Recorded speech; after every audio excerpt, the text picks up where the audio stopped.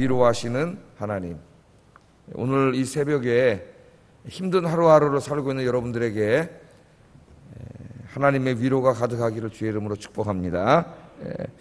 자, 오늘부터 공부할 이사야 40장은 이제 이사야서의 2부가 시작되는 그런 장입니다. 그래서 1부가 1장부터 39장까지로 그렇게 끝이 났습니다. 히스기야 왕까지 이야기로 끝났고 40장부터 66장까지는 이제 이사야서 2부라고 할 수가 있는데, 여러분 이사야 그 39장 어제 공부할 때에 마지막에 어떤 일이 있었어요? 히스기야가 잘못했을 때 하나님 이사야 선지자를 보내서 이 바벨론이 너희 편이 아니라 앞으로 너희를 침략하고 너희 나라를 다 멸망시킬 것이다, 그런 예언을 했죠. 그 예언이 이제 40장에 가면 이루어집니다. 이루어지는데 40장이 쓰여진 때는 39장이 쓰여진 때와 한 100, 뭐 정확하게는 아니지만은 160년 정도 지난 때 일이에요. 160년 정도 지난 때 일이에요. 이사야가 죽었겠어요? 안 죽었겠어요? 죽었겠죠, 이사야가.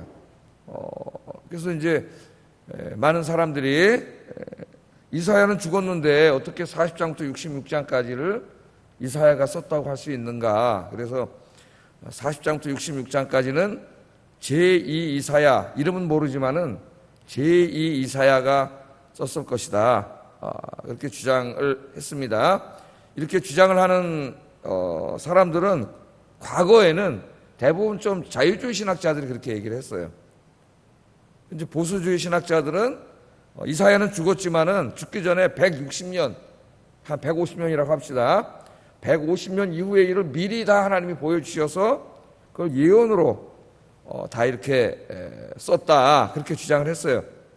그러나 이제 최근에 와서는 이 보수주의자, 복음주의자 신학자들도 상당수 이제 그렇게 주장하지는 않습니다. 왜냐하면은 40장부터 읽어보면은 물론 이제 이사야가 죽기 전에 150년 이후의 일을 바라보면서 그때 일어날 사건들 하나하나를 자세하게 예언할 수도 있겠지만 하나님은 뭐 그렇게 하실 수 있죠, 능히.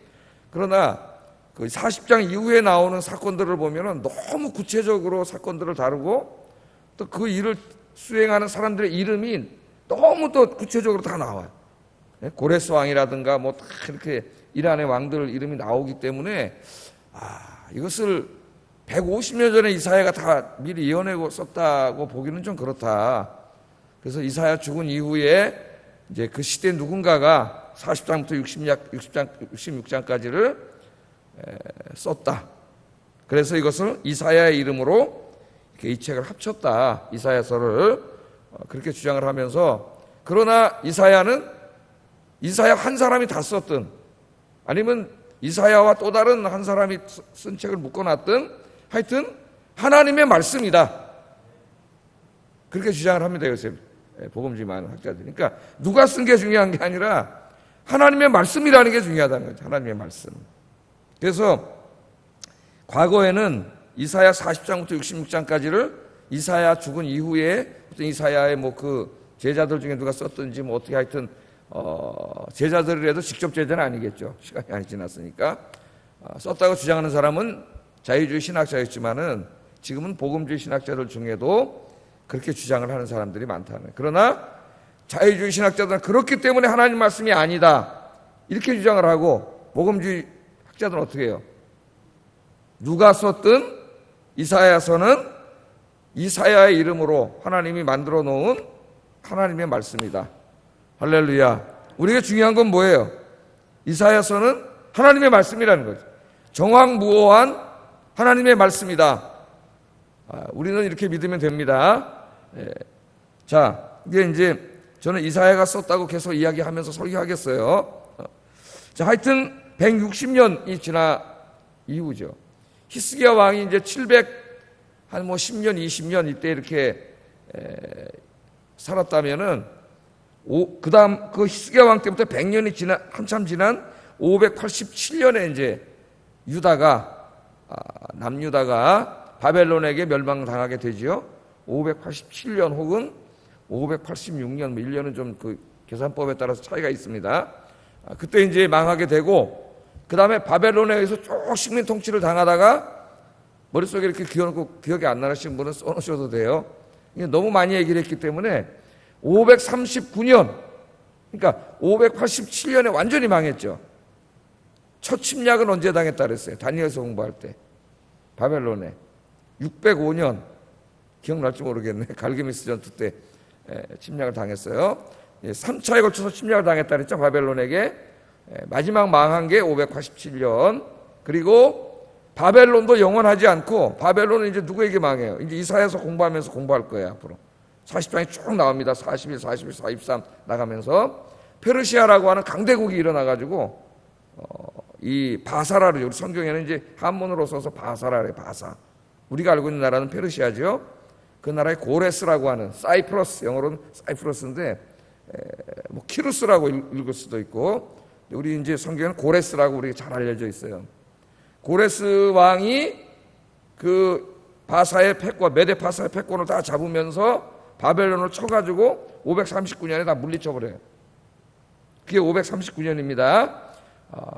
그래서 고레스가 물리친 다음에 어떻게 돼요? 끌려와 있던 이스라엘 백성들을, 정확히 말하면 남유다 백성인데 제가 언약의 언어로 이스라엘이라고 이제부터 말하겠습니다. 이스라엘 백성들을 고국으로 돌아가게 해주죠. 고국으로 돌아가서 니네 하나님, 무너진 니네 하나님의 성전을 져라. 그렇게 허락을 해주잖아요. 그 얘기는 어디 나와요? 그 얘기가 에스라서에 잘 나오잖아요. 에스라 1장부터 6장까지 읽으면 그 얘기가 잘 나오죠. 에스라서 이미 한 10몇 년 전에 수요일날 공부했고, 몇 년 전에는 새벽기도 때도 한번 다 공부를 했고, 아마 올라와 있을 거예요. 거기 컴퓨터에 새벽기도 용이 올라와 있을 거예요. 아마 내용이 짧아서 나중에 또 한번 확장해서 설교를 해야 되는데, 자, 그 배경을 이제 아는 게 굉장히 중요합니다. 왜냐하면 그때 쓰여진 말씀, 오늘 주신 말씀이기 때문에 제가 이 말씀을 드린 거예요. 그러면 539년에 바벨론에게 망하는 거예요. 그러니까 망하기 전까지는 70년 동안 바벨론에게 식민 통치를 당했죠. 우리 막도 들어서 알고 있죠. 70년 동안 식민 통치를 당하다가 539년 BC에 바사왕 고레스에 의해서 해방이 되죠. 해방이 돼서 이제 자기 고국으로 돌아가서 두 번째 성전인 스룹바벨 성전을 이 사람들이 짓게 됩니다. 자, 오늘 말씀은 539년이 되기 직전에, 몇 년인지 정확히 알 수가 없어요. 그러니까 바벨론이 멸망하기 직전입니다. 직전에 주신 하나님의 말씀이에요.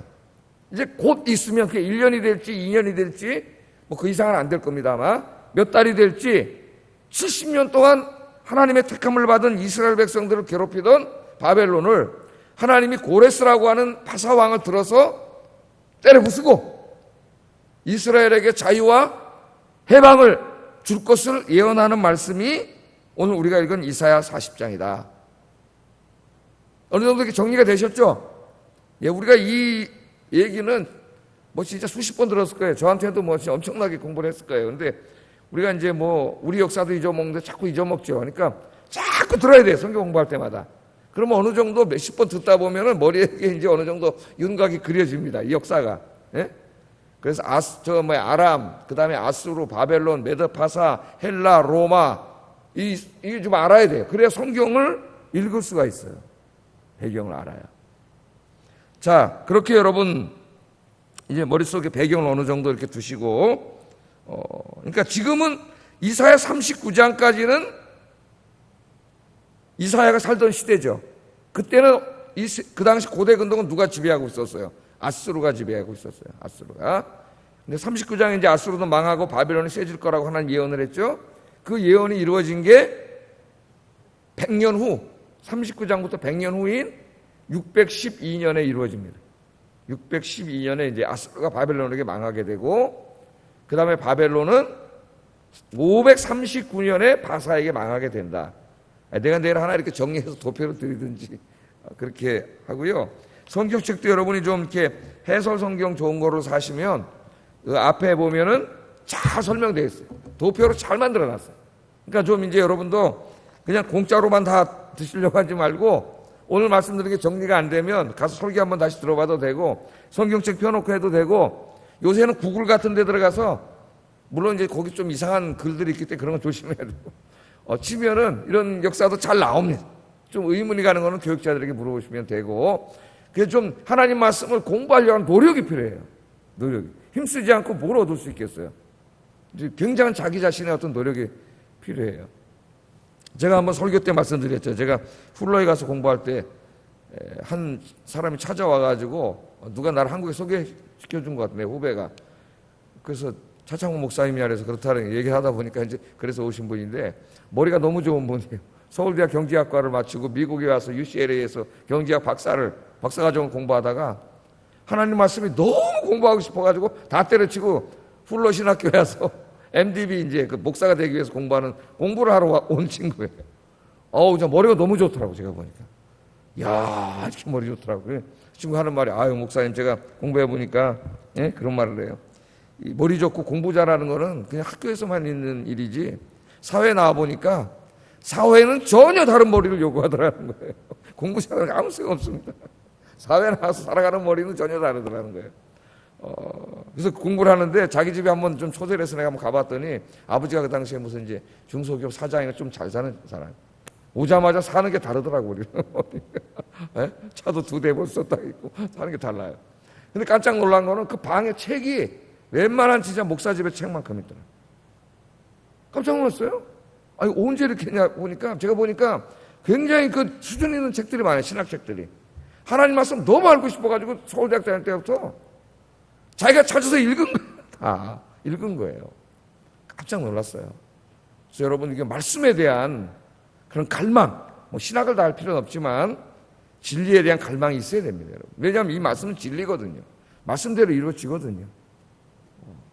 그래서 여러분, 이렇게 노력하면 더 큰 은혜가 있는 줄로 믿습니다. 성경 열심히 읽고 줄치고 또 설교 듣고 강해도 웬만한 거 다 올라와 있잖아. 다시 듣고 그러면 하나님이 말씀하셔요. 말씀. 자, 서론하다가 오늘 다 보겠어요. 자, 제가 이거 오래전에 그 속초에 갔을 때 생각이 나요. 속초에 가면은 저 북쪽으로 가다 보면은 뭐가 있어요? 이승만 별장이 나오죠. 예.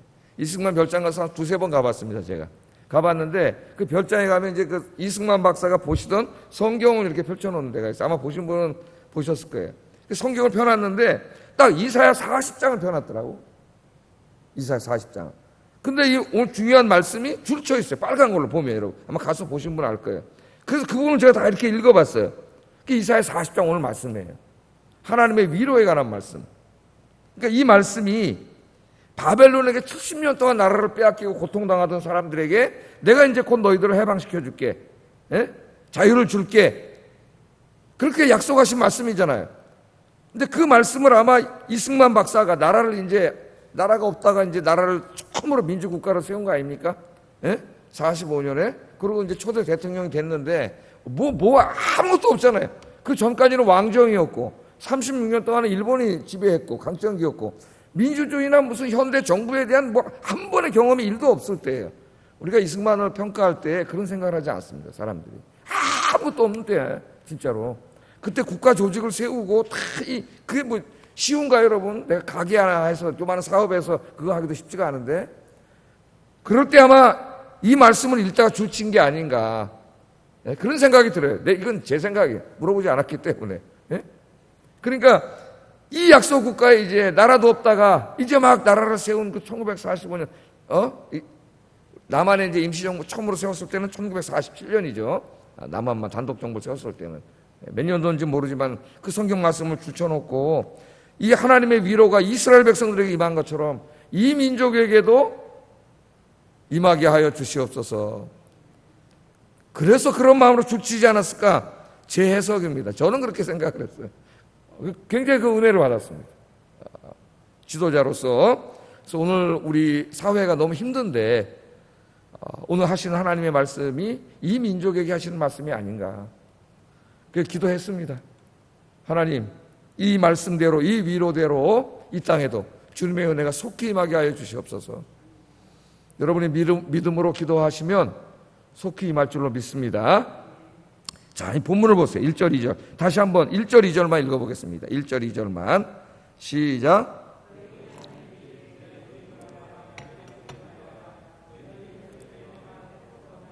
그것에 의지하라. 그 노역의 때가 끝났고 그 죄악이 사함을 받았느니라. 그의 모든 죄로 말미암아 여호와의 손에서 벌을 배나 받았느니라 할지니라 하시니라. 아멘. 여기 보면 하나님이 이제 저는 이사야라고 그냥 그렇게 얘기하고 하겠습니다. 이사야 선지자에게 혹은 뭐 이사야 저자에게 그래도 되겠지만은 이 선지자에게 내 백성을 위로하라 하는 명령을 내리세요.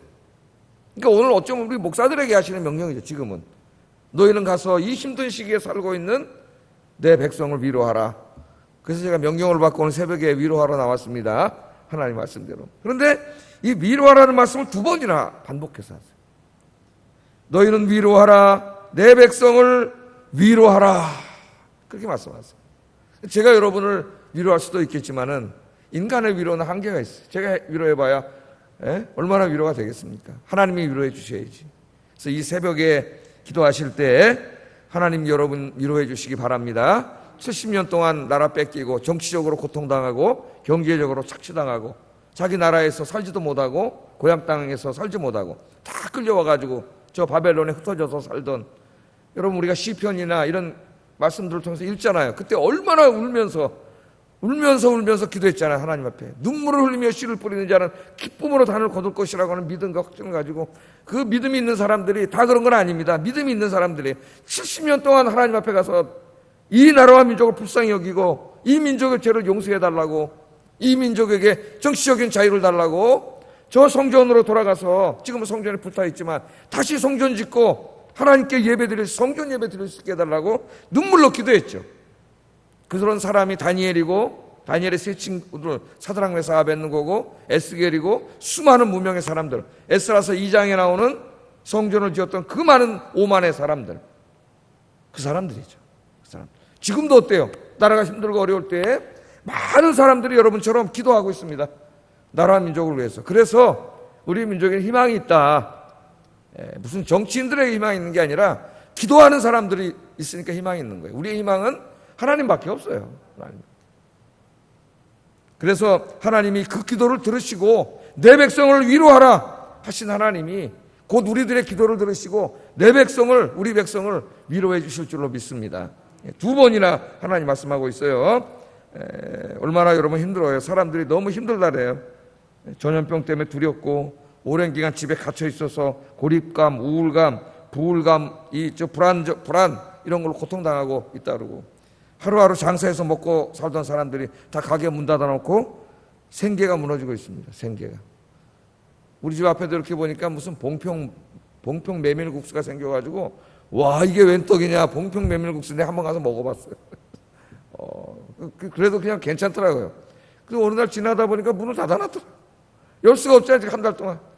마음이 너무 아파요. 좀 크게 이렇게 탁 열어놓고 뭔가 젊은 분이 먹고 살라 그랬는데 이게 닫혔잖아요. 그래서 이제 정부에서도 2단계 하고 뭐 이렇게 하는데, 진짜 우리가 이 코로나만 문제가 아니에요. 지금 다 그냥 죽게 생겼어요.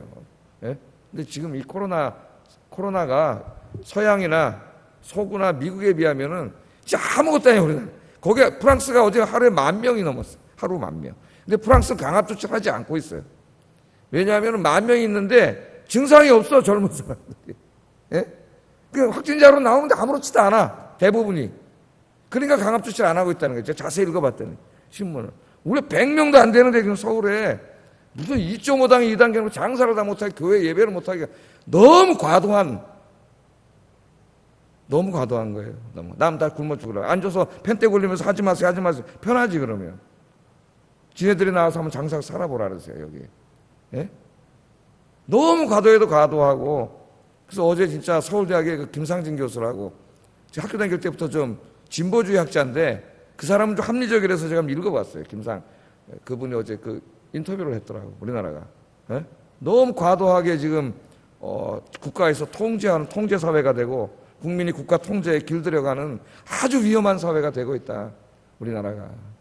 물론 코로나라고 하는 이런 요인이 있어서 어느 정도는 우리가 국가에 협조하고 해야 되지만, 이게 지금 우리 국가가 통제사회로 가고 있고 국민이 길들여져 가고 있는 거예요.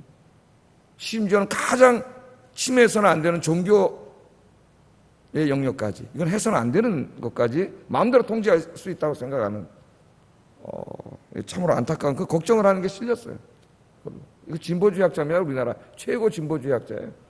김대중 대통령 때 그 주요 정책 이런 걸 다 만든 그런 분인데 굉장히 걱정스러운 상황이에요. 지금 우리나라가. 걱정스러운 상황. 이 나라를 위해서 여러분 기도하시기 바랍니다. 이 나라를 위해서. 그런 사람들 자꾸 문 닫고 지금 어렵잖아요. 사람들의 삶이. 예? 그러니까 지금 우리 국민들은 진짜 서양 사람들에 비하면은 너무나 훌륭한 국민들이에요. 마스크 다 쓰고 다니는 거의 다. 언론에 가끔 어떻게 안 쓰고 다니는 아저씨들 우리도 보잖아요. 그런 사람만 찍어가지고 마스크 안 쓴다고 뭐 전 국민이 안 쓰는 것처럼 맨날 떠들고 100명도 국내 확진이 100명이 안 되는데 굉장히 우려스러운 상황이라고 매일 정부에서 발표함으로 공포심을 매일 자극해가지고 이게 통제수단으로 쓰는 게 아니라 굉장히 의구심이 들어요. 지금 매일 얼굴 인상 쓰고 나와가지고 굉장히 우려되는 상황이라는데 뭐 그렇게 우리가 우려되는 상황이에요. 지금이. 조심해야 되고 최선을 다해야 돼. 저는 거기 동의합니다. 우리 그리스도인들 누구보다도 방역에 앞장서고 최선을 다해야 되지만 과도한 공포심 조장으로 사회를 통제하려고 하면 안 된다. 많은 지식인들이 굉장히 우려하고 있습니다. 우리 사회에 이 벌어지는 일들에 대해서. 저도 국가를 위해서 기도하고 기도하지만 정말 우리가 잘해야 된다. 지혜롭게. 그러니까 지금 100만 원 주고 200만 원 준다. 그게 무슨 삶에 무슨 도움이 되겠어요. 예? 우리가 이걸 정말 기도해야 돼요. 자, 그냥 위로받을 데가 없어. 위로받을 데가. 예? 이 세상에 누가 위로해 주겠어요. 아무리 세상을 바라봐도 어디 위로받을 데가 없어요. 제가 생각해도 그래요. 기도할 때가 마음이 제일 편안해. 하나님 앞에. 하나님만이 위로해 줄 수 있어요. 하나님만이. 그게 기도하는 거예요. 하나님만이 위로가 되게 해주세요. 그렇게 우리가 기도합니다. 예? 위로하라고 말씀하시고 그 다음에 무슨 말씀이 나와요? 3개 말씀이 나와요. 어떤 말로 위로하라는 거예요? 노역의 때가 끝났다. 그 사람이 그 죄악이 사함을 받았다. 벌을 이미 받을 벌은 다 받았다. 70년 동안 벌을 받은 겁니다. 죄를 져서. 하나님에 대해서 잘 공부를 해야 돼요. 우리가. 그러면 여기 핵심적인 게 뭐냐면 죄 사함을 받았다는 거예요. 이스라엘이 왜 70년 동안 나라를 뺏기고 바벨론에게 70년입니다, 여러분. 7달이 아니에요. 7년이 아니에요. 70년. 한평생입니다. 한 사람의. 70년 동안 고통을 받았느냐? 그들의 죄악 때문이에요. 이사야 1장부터 39장이 그것을 우리에게 가르쳐주고 있습니다. 이렇게 살면은 이렇게 될 수밖에 없어요. 개인이든 국가든 마찬가지예요. 70년 동안 고통을 당했어요. 그러므로 이스라엘 백성들이 이 고통으로부터 해방되려면 제일 중요한 게 뭐냐면 죄의 문제가 해결돼야 돼요. 그런데 오늘 하나님 뭐라 하냐면은 이제 너희의 죄가 사함받았다고 이야기하고 있어요. 이것이 가장 희망적인 이야기입니다. 우리는 죄를 너무 우습게 가볍게 여겨요. 현대 그리스도인들이. 아무것도 아닌 것처럼 여겨요. 70년을 여러분 고통당하고 있는 걸 보세요. 죄 때문에. 예? 그러나 이제는 죄 사함을 받았다는 거예요. 죄 사함을 받았다고 하는 것은 다시 말하면 뭘 얘기하냐면은 이제 70년의 이 고통의 때도 끝났다는 거예요. 왜? 죄값을 다 치렀다 그러죠. 벌을 배나 받았다 그래요. 죄값을 다 받았다. 하나님은 공의의 하나님입니다. 우리나라 판사들이 어떤 범죄에 따라서 몇 년형을 때리듯이 70년형이에요. 70년형. 예? 이들이 지은 우상숭배와 그들의 지은 이 사회 정치적인 죄악들이 도덕적인 죄악들이 70년형이에요. 이제 이것이 죄사함을 받았다. 끝났다. 고통의 때가 끝났다. 이 말로 위로하라는 거예요. 그러니까 하나님이 죄 다 용서해 주셨고 고통의 때는 끝났으니까 이제 뭐가 오는 거예요? 하나님이 자유와 해방이 오는 거예요.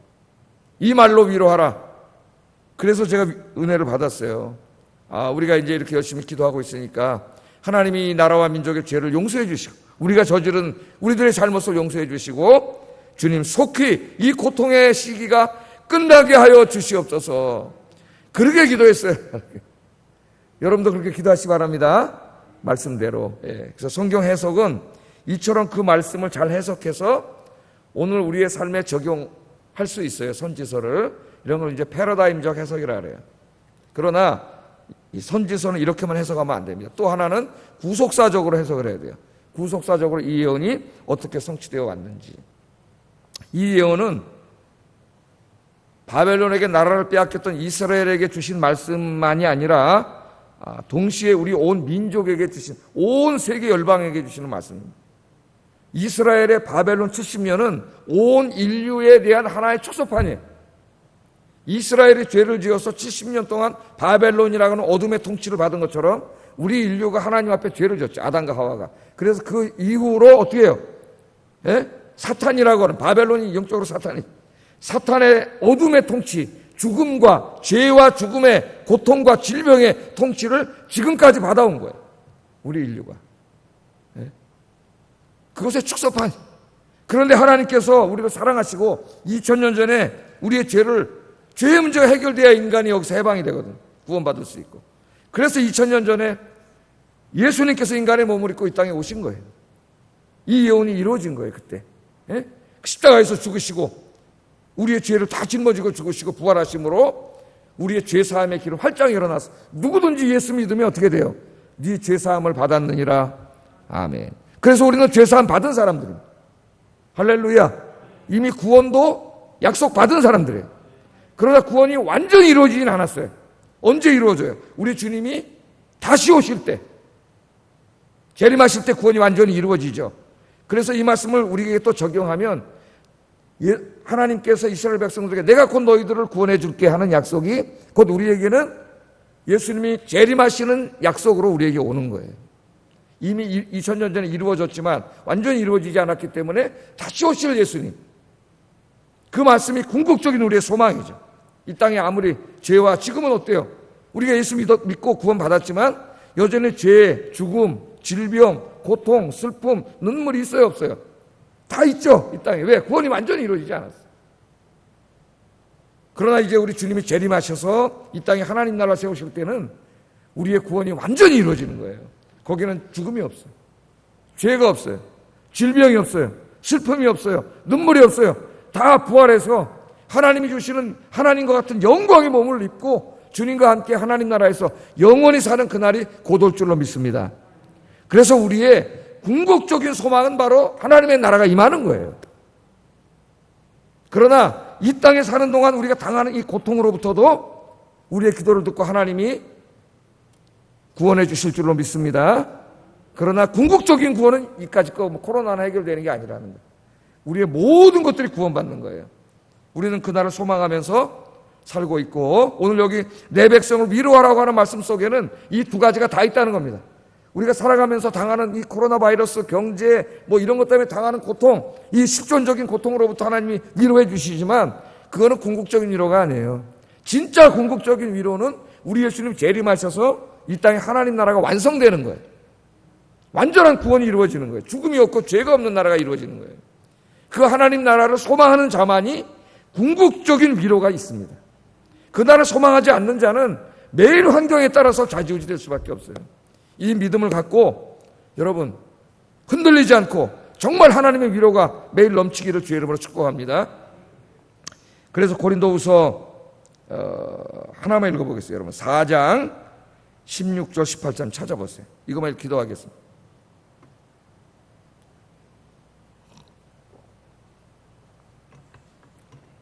고린도후서 4장 16절 18절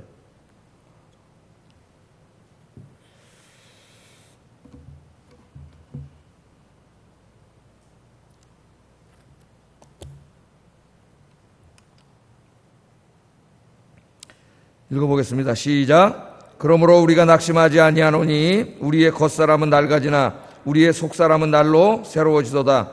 우리가 잠시 받는 환난에 경한 것이 지극히 크고 영원한 영광에 중한 것을 우리에게 이루게 함이니 우리가 주목하는 것은 보이는 것이 아니요 보이지 않는 것이니 보이는 것은 잠깐이요 보이지 않는 것은 영원함이니라.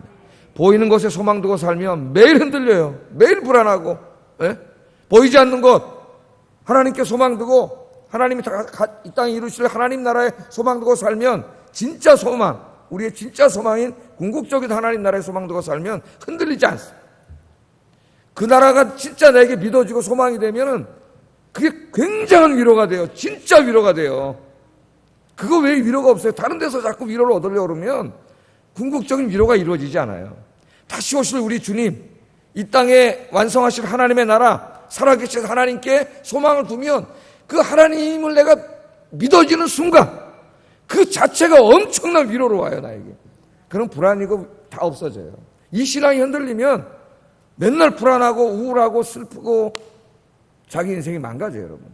그거는 환경 때문에 그런 게 아니에요. 믿음이 약해졌기 때문이에요. 믿음을 잃었기 때문에.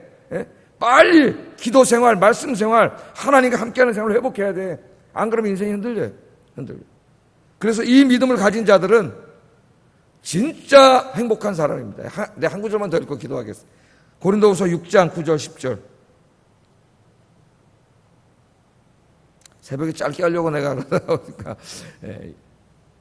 9절 10절 한번 읽어보겠습니다. 시작. 무명한 자 같으나 유명한 자요, 죽은 자 같으나 보라 우리가 살아있고, 징계를 받는 자 같으나 죽임을 당하지 아니하고, 근심하는 자 같으나 항상 기뻐하고, 가난한 자 같으나 많은 사람을 부유하게 하고, 아무것도 없는 자 같으나 모든 것을 가진 자로다.